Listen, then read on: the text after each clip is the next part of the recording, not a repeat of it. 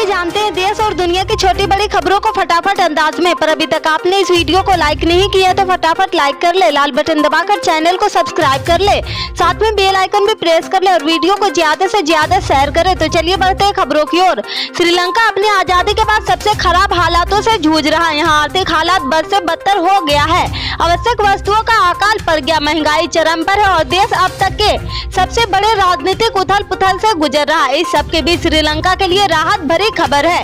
देश को जल्द ही भारत और जापान की ओर से बड़ी मदद मिलने जा रही है। श्रीलंका में भारतीय उच्चायोग ने बताया कि संकटग्रस्त श्रीलंका के लोगों के लिए तत्काल राहत सामग्री जैसे चावल, दवाइयां और दूध पाउडर से लदा एक भारतीय जहाज रविवार को कोलंबो पहुंचने वाला है। गौरतलब है कि तमिलनाडु के मुख्यमंत्री एम.के. स्टालिन ने बुधवार को चेन्नई में राहत सामग्री से लदे इस जहाज को हरी झंडी दिखाकर रवाना किया है। भारत की ओर से श्रीलंका को भेजे जाने वाली पहली खेप में 9,000 मीट्रिक टन चावल, 200 मीट्रिक टन दूध पाउडर और 24 मीट्रिक टन जीवन रक्षक दवाइयां, इनकी कुल कीमत 45 करोड़ रुपए है। भारतीय मिशन ने ट्वीट किया, भारत के लोग श्रीलंका के साथ खड़े हैं।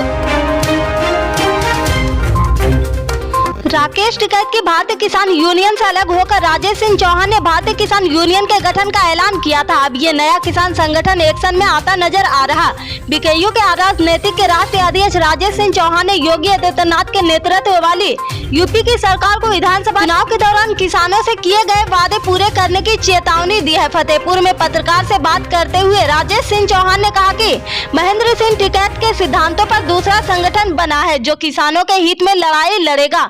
उन्होंने कहा कि भारतीय जनता पार्टी ने यूपी चुनाव के समय अपने घोषणा पत्र में जो वादे किए उनको जल्द पूरा करे। राजेश सिंह चौहान ने कहा कि बीजेपी के चुनाव घोषणा पत्र में किसानों को लेकर किए गए वादों को पूरा कराने के लिए जल्द ही मुख्यमंत्री से मिलूंगा। उन्होंने साथ ही सरकार को ये चेतावनी भी दी है, अगर वे अपने घोषणा पत्र में किए गए वादे को जल्द पूरा नहीं करते तो बीजेपी के खिलाफ प्रदेश और देश में बहुत बड़ा आंदोलन हम करेंगे।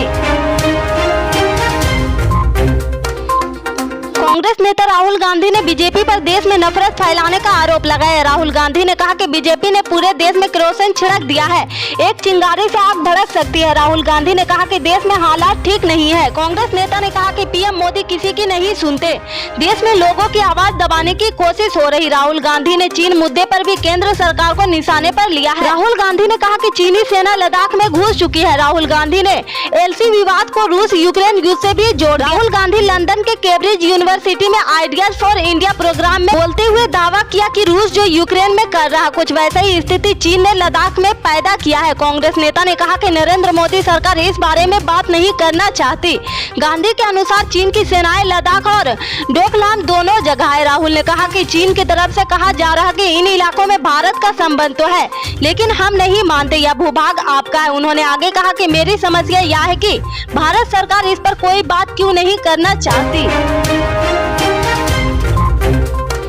सुबह की बड़ी खबर के अनुसार आज इंद्रप्रस्थ गैस लिमिटेड ने दिल्ली में कंप्रेस्ड नेचुरल गैस की कीमत 2 रुपये बढ़ा दी है, 75.61 रुपये किलोग्राम कर दी है। इसके साथ ही आज नोएडा, ग्रेट नोएडा और गाजियाबाद में सीएनजी की कीमत 78.17 रुपये प्रति किलोग्राम हो गई, जबकि गुरुग्राम में इसकी कीमत 83.94 रुपये प्रति किलोग्राम हुई है। गौरतलब है कि बीते 6 दिनों में दूसरी बार सीएनजी के दाम बढ़े हैं। इसके पहले भी बीते 15 मई को ही दिल्ली में सीएनजी के दाम 2 रुपये प्रति किलो बढ़ाए गए थे। बता दें कि देश में पेट्रोल डीजल की कीमतों में महीने से अधिक समय से अभी कोई भी बदलाव नहीं हुआ है। इससे आगे की खबर को जानने के लिए जुड़े रहें हमारे राइट न्यूज के साथ। मिलते हैं फिर बड़ी खबर में, तब तक के लिए जय हिंद।